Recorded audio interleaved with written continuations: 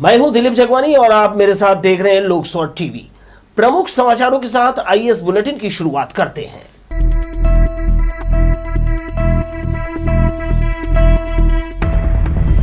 महिला सशक्तिकरण को लेकर पुलिस का 3 किलोमीटर वॉकथॉन, समाजसेवी संस्था और गणमान्य लोग हुए शामिल।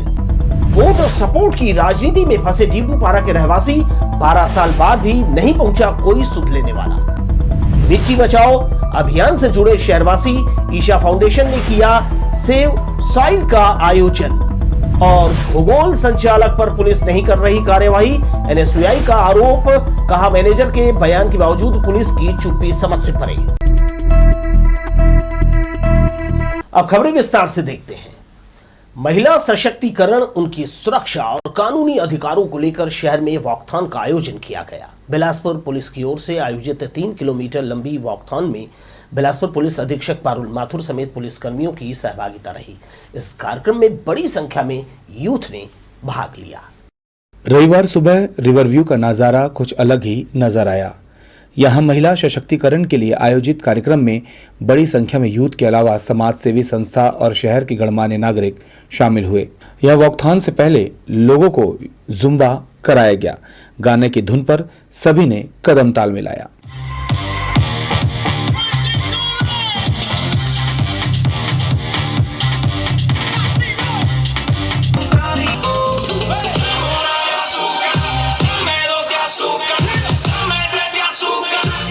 बिलासपुर पुलिस की ओर से आयोजित 3 किलोमीटर लंबी वॉकथॉन में एसएसपी पारुल माथुर, अतिरिक्त पुलिस अधीक्षक उमेश कश्यप, रोहित झा, दीपमाला कश्यप, सीएसपी स्नेहिल साहू, मंजुलता बाज सहित अधिकारी और कर्मचारियों ने बढ़ चढ़कर हिस्सा लिया। श्रीमती माथुर सहित आए सभी अतिथियों का मंच पर स्वागत किया गया। महिला सशक्तिकरण, उनकी सुरक्षा और कानूनी अधिकार को लेकर निकली वॉकथॉन में सैकड़ों युवा अभियान का हिस्सा बने। शिक्षा और उनके अधिकारों की जानकारी उन्हें देने आज वॉक एंड कॉज का आयोजन किया गया है। बिलासपुर पुलिस पूरा महकमा आज सड़क पर है और पैदल चल करके लोगों को जागरूक करने निकला हुआ है। नारी सशक्तिकरण और महिलाओं के विरुद्ध होने वाले अपराधों का ज़ीरो टॉलरेंस, ये 2 उद्देश्यों को लेकर बिलासपुर पुलिस कई एनजीओज़ और स्पॉन्सर्स का धन्यवाद देते हैं, जिसमें सभी लोग बढ़ चढ़कर हिस्सा ले रहे हैं। बिलासपुर की जनता, महिलाएं, पुरुष सभी बड़ी संख्या में यहाँ इकट्ठा हुए हैं। पुलिस के साथ आज ये वॉक कंप्लीट कर रहे हैं। बेसिकली इसमें ये मैसेज पुलिस देना चाहती है बिलासपुर ज़िले की सभी महिलाओं को कि वो किसी भी प्रकार की समस्या में हों, उनको कोई भी विरुद्ध उनके प्रति कोई भी क्राइम हुआ हो तो वो अपने आप को अकेला न समझें। बिलासपुर पुलिस सदैव हर तरह की मुसीबत के लिए उनके साथ खड़ी है। वॉकथॉन देवकीनंदन चौक होते नेहरू चौक पहुंची और राजेंद्र नगर चौक से होकर वापस रिवरव्यू पहुंची। रिवरव्यू में अलग अलग आयोजकों ने महिला सशक्तिकरण को लेकर संदेश दिए। इस दौरान शहर के समाजसेवी संस्थाओं ने भी बढ़ चढ़कर हिस्सा लिया। वॉकथॉन के दौरान आयोजकों ने बताया कि बिलासपुर पुलिस द्वारा अलग अलग समय पर महिला सशक्तिकरण और जन जागृति के लिए अलग अलग अभियान चलाया जाता है। इस तरह के आयोजन अपने आप में ठीक है, लेकिन फिर भी पुलिस की भूमिका आज भी सशक्त करने की जरूरत है। महिलाएं सशक्त हैं, जो जागरूक हैं, लेकिन पुलिस की जो भूमिका है, पुलिस की भूमिका भी बहुत जरूरी है कि वो और ज़्यादा गंभीरता से ले। आयोजन बहुत अच्छा है और जो प्रोग्राम अरेंज किए उनको बधाई देना चाहूँगी। और पुलिस यदि सबके साथ है तो हमको निश्चिंत होना चाहिए, लेकिन स्वयं की जागृति बहुत जरूरी है और कानून जानना जरूरी है, लेकिन उसका गलत उपयोग महिलाएं न करें। और महिला और पुरुष दोनों मिलके इस समाज को चलाना है। वुमेन्स के थ्रू कि उनको उनके न्याय के बारे में पता रहना चाहिए, अवेयर रहना चाहिए, और ये हेल्थ के लिए भी अच्छा है लोगों के लिए। तो बहुत सारे फायदे हैं, इसके इम्पोर्टेंस भी है अपने अपने। वॉकथॉन के आखिर में इस आयोजन में शामिल महिलाओं संग एसएसपी पारुल माथुर और उनकी टीम ने चक दे इंडिया सॉन्ग पर जमकर थिरके।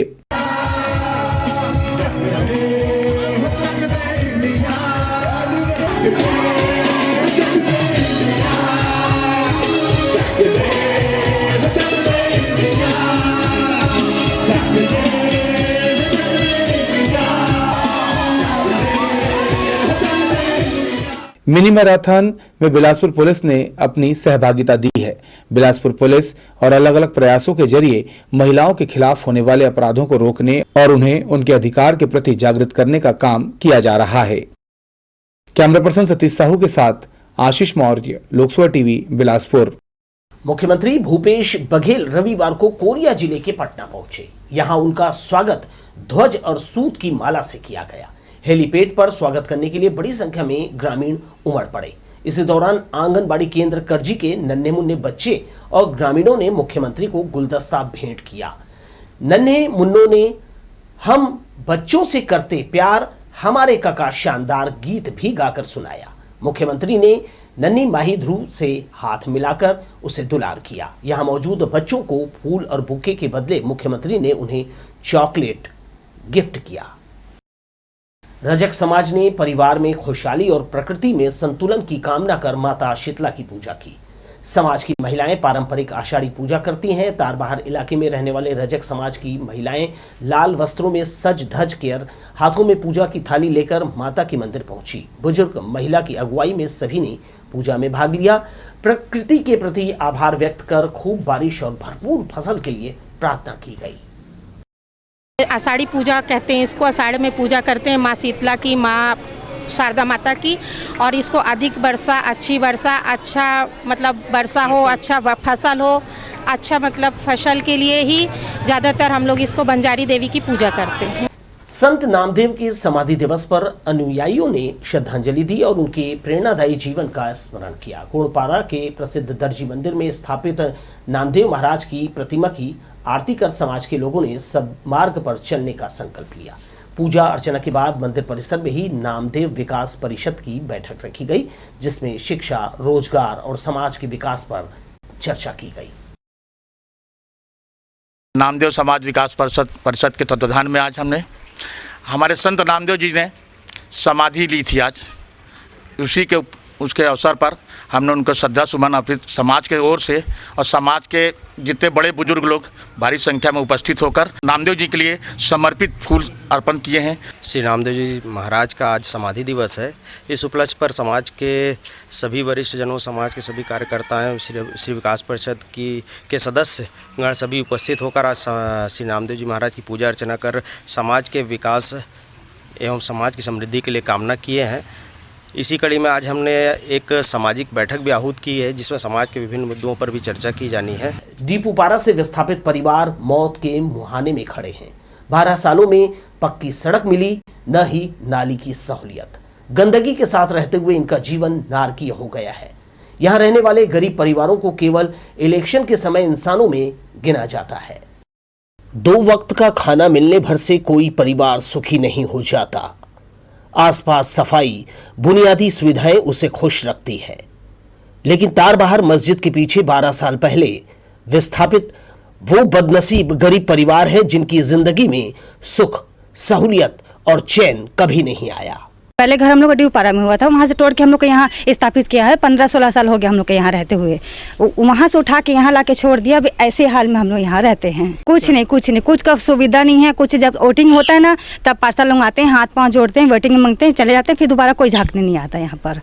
नल भी अपने से लगवाए, नली भी अपने से बनवाए, साफ सफाई भी हम खुद करें। करना है तो कहाँ जाता है? ये सामने तालाब में जा रहा है पूरा गंदगी, और यही पानी हम लोग पीते हैं, वही घर में यूज होता है। बीमारी फैलता फिर इसी की वजह से। अब डर भी लगे, कोई करने वाला नहीं है। हिम्मत करके हम लोग रहते हैं। अभी बीच में सफाई हुआ, कई जन के घर में सांपों घुस गए, वो घुस गए, तो अब क्या करोगे भाई? कोई गाया नहीं, न देखने करने वाला, न कुछ। तालाब में समाई आसपास के इलाके की गंदगी से उठती सड़ांध जीना मुश्किल कर दिया है। जंग लगे लीकेज पाइप का बस्ती के लोग सालों से पानी पी रहे हैं। अब ये मौत के मुहाने में खड़े हो गए हैं।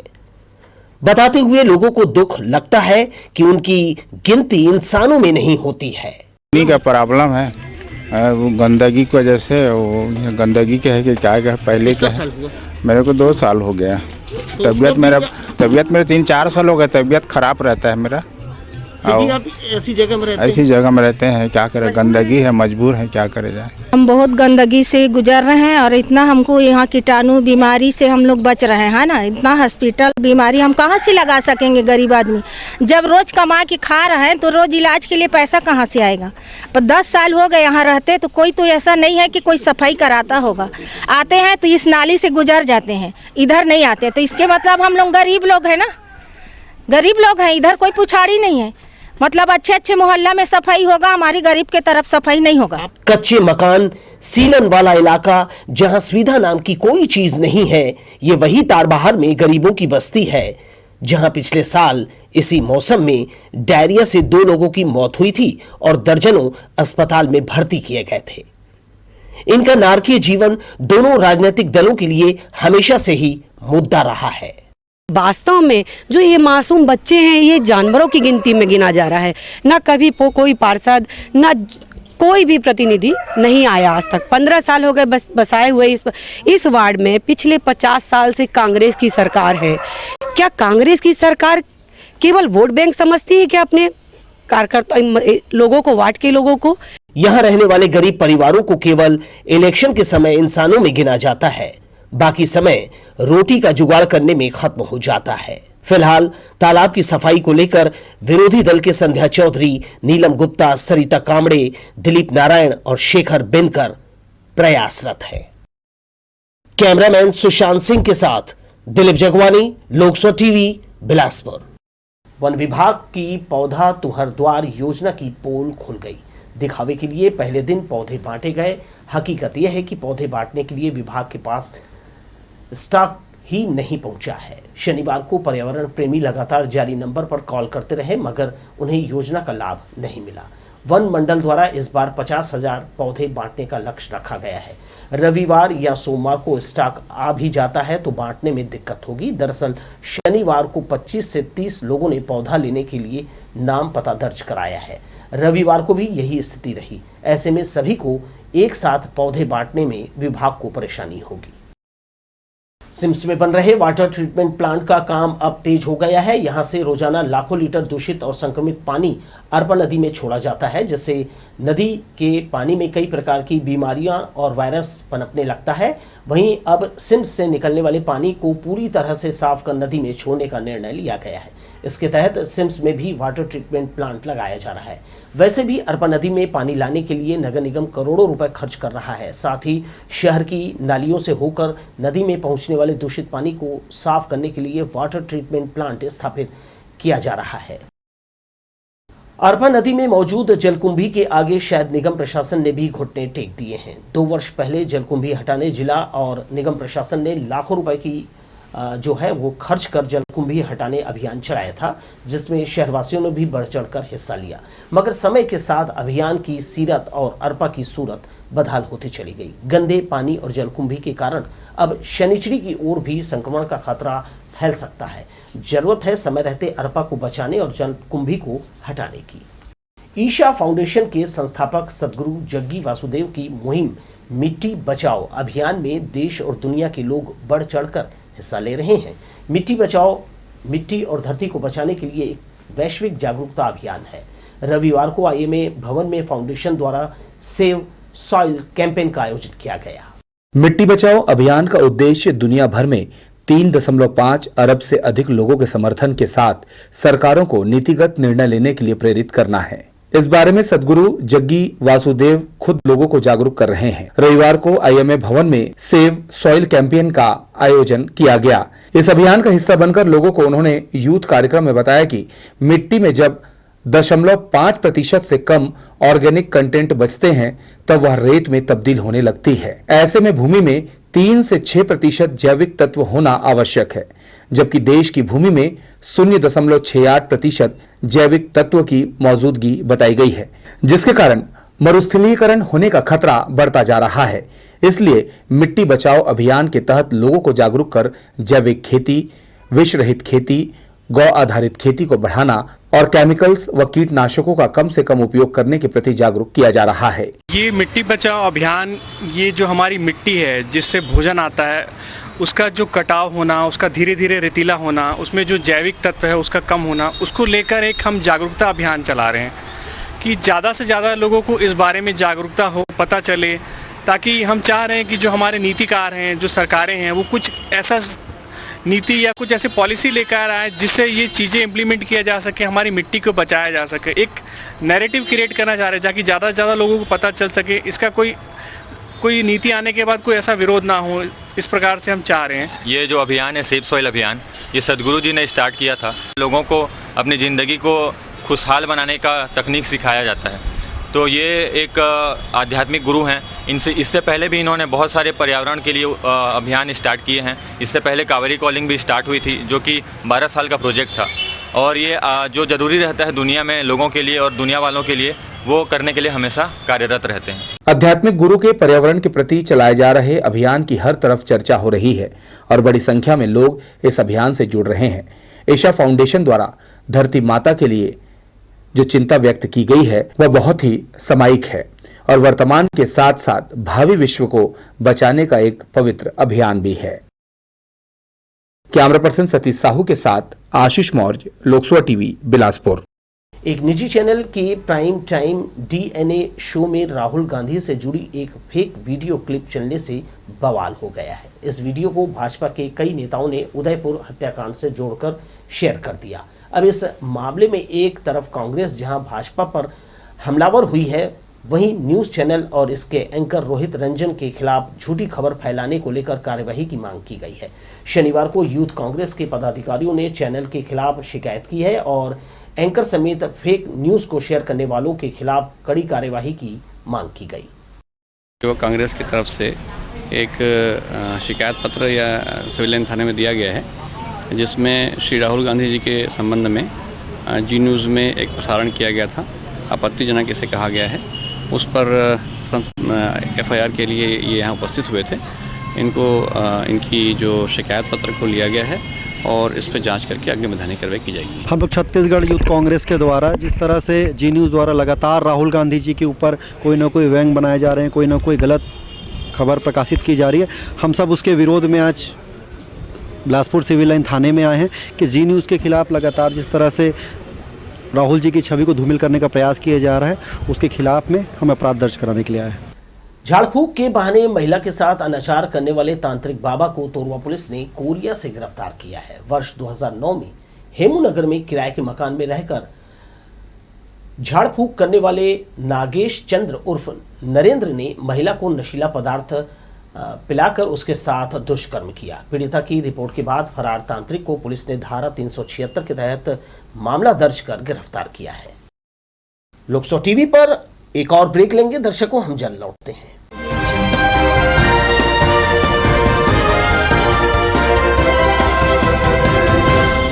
यूनिटी हॉस्पिटल, जहां होता है सेवा भाव के साथ बेहतर उपचार। हमारे यहाँ 24 घंटे आपातकालीन चिकित्सा, ट्रॉमा केयर एवं एक्सीडेंटल केयर उपलब्ध।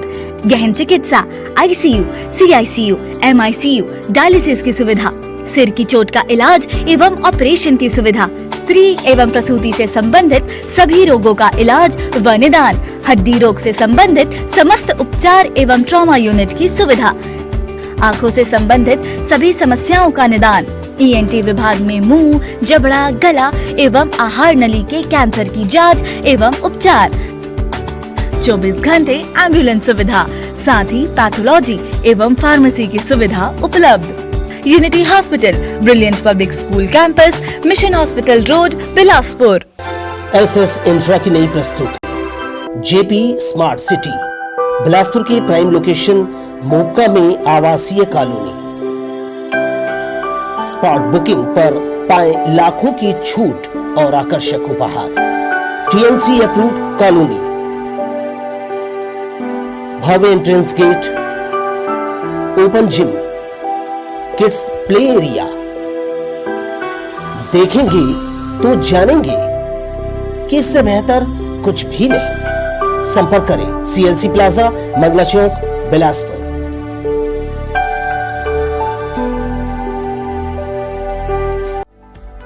बिलासपुर के स्वास्थ्य की संजीवनी, संजीवनी हॉस्पिटल एंड रिसर्च सेंटर। हमारे यहाँ जोड़ों का पूर्ण प्रत्यारोपण, दूरबीन द्वारा जोड़ों की सर्जरी, रीढ़ की हड्डी की surgery, neuro surgery, plastic surgery, जबड़े व चेहरे की सर्जरी, दूरबीन पद्धति से पेट की पथरी एवं बच्चेदानी का ऑपरेशन, प्रसूति एवं स्त्री रोग, advance physiotherapy. Sanjivani hospital and research centre, warehouse road, Bilaspur, Chhattisgarh.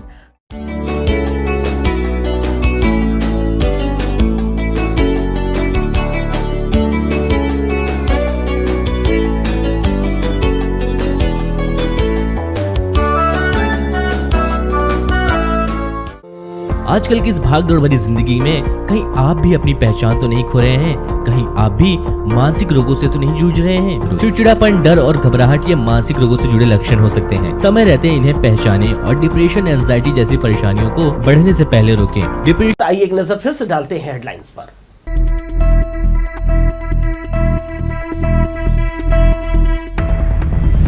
महिला सशक्तिकरण को लेकर पुलिस का 3 किलोमीटर वॉकथॉन, समाजसेवी संस्था और गणमान्य लोग हुए शामिल। वोट और सपोर्ट की राजनीति में फंसे डिब्रूपारा के रहवासी, 12 साल बाद भी नहीं पहुंचा कोई सुध लेने वाला।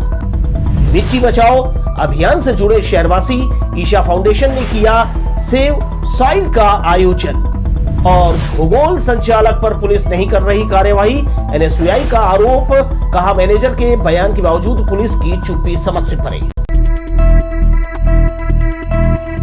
तो ये थी हेडलाइंस। बढ़ते हैं खबरों में। बिलासपुर के भूगोल क्लब में ड्रग पार्टी को लेकर विवाद थमने का नाम नहीं ले रहा है।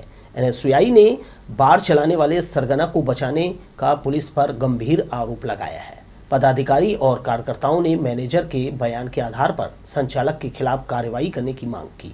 साथ ही 3 दिन के भीतर कार्यवाही नहीं होने पर आंदोलन की चेतावनी दी है।